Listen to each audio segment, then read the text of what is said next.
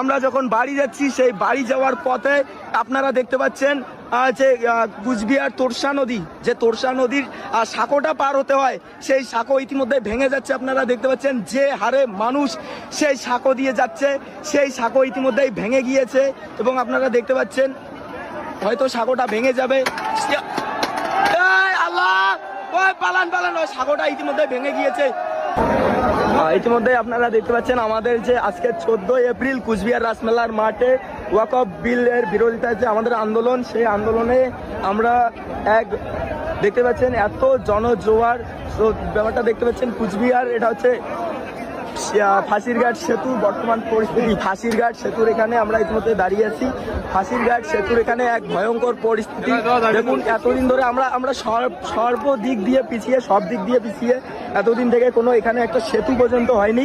তো একটা সেতু না থাকার কারণে আজকে দেখতে পাচ্ছেন বাসের যে সাঁকো দেওয়া আছে, সেই বাসের সাঁকো ইতিমধ্যেই ভেঙে গিয়েছে। ইতিমধ্যে আপনারা দেখতে পাচ্ছেন, সরাসরি লাইভ দেখতে পাচ্ছেন ফাঁসিরঘাট সেতু ভেঙে পড়েছে। ফাঁসিরঘাট সেতু ভেঙে পড়েছে। তাহলে আপনারা দেখতে পাচ্ছেন যদি মুসলমান এক হয় তাহলে মুসলমানের পাওয়ার কতটা, মুসলমানের ক্ষমতা কতটা, আপনারা ইতিমধ্যেই তার প্রমাণ পেয়ে গেছেন। আপনারা দেখতে পাচ্ছেন সমস্ত মুসলমান কুচবিহার রাসমেলার মাঠে 14 এপ্রিল ওয়াকফ বিলের প্রতিবাদী আন্দোলনের যে ডাক দেওয়া হয়েছিল, নরেন্দ্র মোদীর যে ওয়াকফ বিরোধী আইন, সেই আইনের বিরুদ্ধে আমাদের যে আন্দোলন, সেই আন্দোলনের ডাকে আমরা সবাই কুচবিহার রাসমেলার মাঠে সবাই আমরা দলে দলে যোগ দিয়েছি। এবং কুচবিহার রাসমেলার মাঠ থেকে আমরা যখন বাড়ি যাচ্ছি সেই বাড়ি যাওয়ার পথে আপনারা দেখতে পাচ্ছেন যে কুচবিহার তোরসা নদী, যে তোরসা নদীর সাঁকোটা পার হতে হয়, সেই সাঁকো ইতিমধ্যে ভেঙে যাচ্ছে। আপনারা দেখতে পাচ্ছেন যে হারে মানুষ সেই সাঁকো দিয়ে যাচ্ছে, সেই সাঁকো ইতিমধ্যেই ভেঙে গিয়েছে এবং আপনারা দেখতে পাচ্ছেন হয়তো সাঁকোটা ভেঙে যাবে। আল্লাহ, ওই পালান পালান, ওই সাঁকোটা ইতিমধ্যে ভেঙে গিয়েছে। ফাঁসিরঘাট সাঁকো আর টানতে পারছে না, ফাঁসিরঘাট সাঁকো ভেঙে গিয়েছে।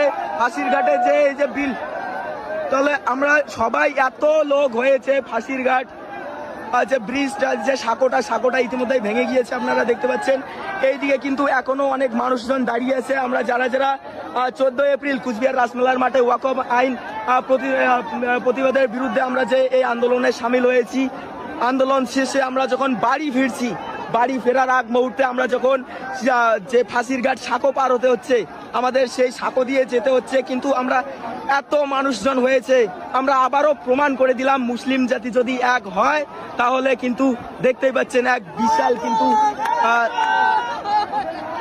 কিন্তু এক